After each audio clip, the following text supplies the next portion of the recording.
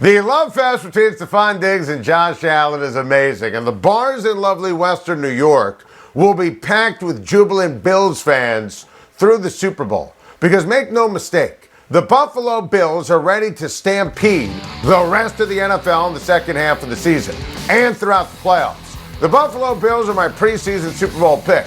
The Buffalo Bills are my in-season Super Bowl pick. The Buffalo Bills are the best team in the NFL. I know what the record is, even at 4-2.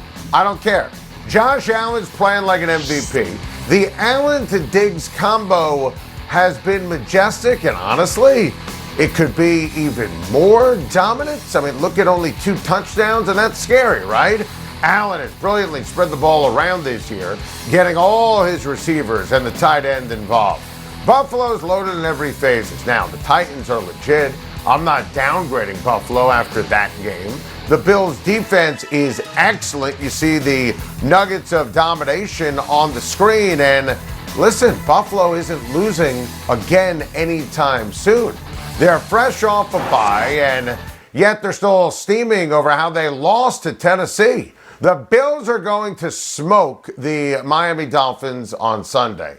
And just in case you forgot, the AFC is going through Buffalo, and Josh Allen is going to lead the Bills to a Super Bowl. Oh, heck yeah, Anthony Davis. This loss is on you. It surely isn't about giving OKC credit, and I won't, and nobody should. The Thunder have the worst roster in the league, winless before last night.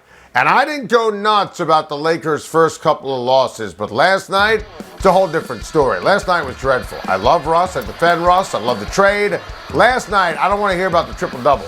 Russ was turnover prone. You see it right there, completely out of control. And he was playing in OKC, where he's a legend. The turnovers were just flat-out gross basketball. The Lakers were up 41-19. 41-19 on OKC, and they blew it. The effort, the focus, flat out embarrassing. And they had chances late. And Russ and my guy, Melo, when they shot, they missed the entire gymnasium. And please, I don't want to hear that LeBron didn't play. He's not supposed to play with an ankle against OKC in October. The Thunder were starting cats who wouldn't make the Lakers roster. This was a gutless, embarrassing, unacceptable second half by a team that I picked to win a championship. This cannot happen ever again. I'm fired up for Aaron Rodgers and the 6-1 Packers at Kyler Murray and the 7-0 Arizona Cardinals tonight. It's an epic battle of 2 incredible teams with legit Super Bowl aspirations and sensational quarterbacks. Not hyperbole to call this one a ball game that's going to impact home field, tiebreakers, and seeding when the NFC wheel stops spinning after 18 weeks. The NFC, you see it on the screen, is wild this year. There are 5 loaded teams with legit Super Bowl aspirations, and every single ball game counts when Green Bay, Arizona, the Rams, the Cowboys, and the Bucs play, especially against each other. And while Rodgers and Murray will be there, it's who won't be on the field that obviously grabs the headlines. Davante Adams will not play after testing positive for COVID earlier in the week. And look, the short week made it basically impossible to meet the protocols and to play, and it's not going to happen. Oh, and Allen Lazard is out on the COVID list too, and MVS isn't ready, so Aaron Rodgers won't have his top 3 receivers tonight. That's not great and grossly favors Arizona. But Rodgers and the Packers have played stunningly well sans Adams over the last 2 years. Look at that record. 6-0 without DAVANTE since 2019. And in those games, Aaron Jones has been excellent. Listen to this nugget of domination. Averaging more than 120 yards from scrimmage in those 6 games. That must happen tonight. And it will. Green Bay also has to get some productivity out of 2020 second-round pick A.J. Dillon at running back, especially with the ability for Jones to catch it out of the backfield or line him up in the slot. And I don't know, they picked A.J. Dillon as we first guessed, and it was crazy, instead of a wideout or a linebacker in the ill-fated 2020 draft. Oh, by the way, Big Bob Tonyan needs to be in the mix with Aaron Rodgers' bestie, Randall Cobb, catching passes as well.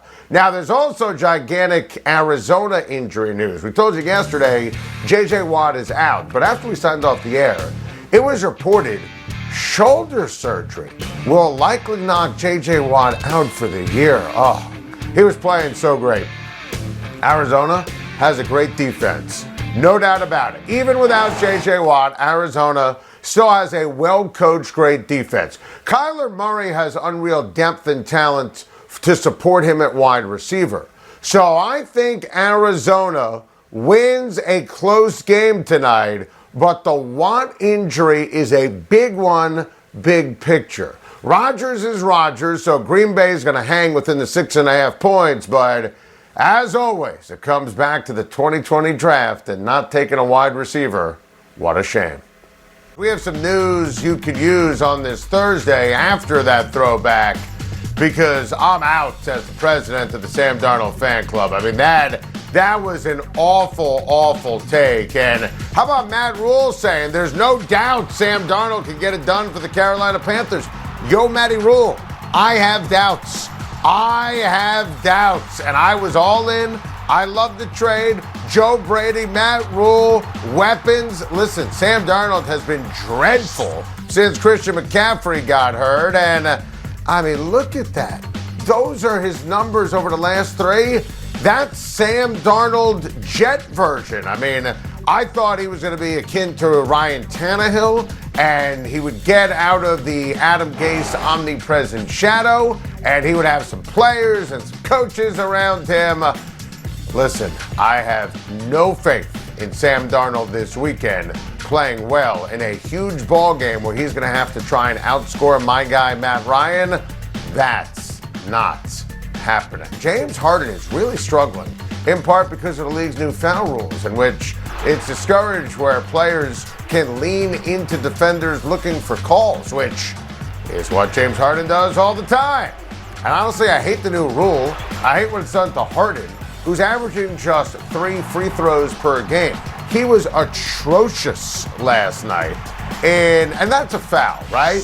You know, he was atrocious last night in a game where they needed him. I mean, he made 4 field goals. Patty Mills was 1 of 9, and Miami stormed into Brooklyn and won. I mean, you see the numbers right there. I mean, James Harden, that's his game. And I just hate the fact that it's being taken away from him.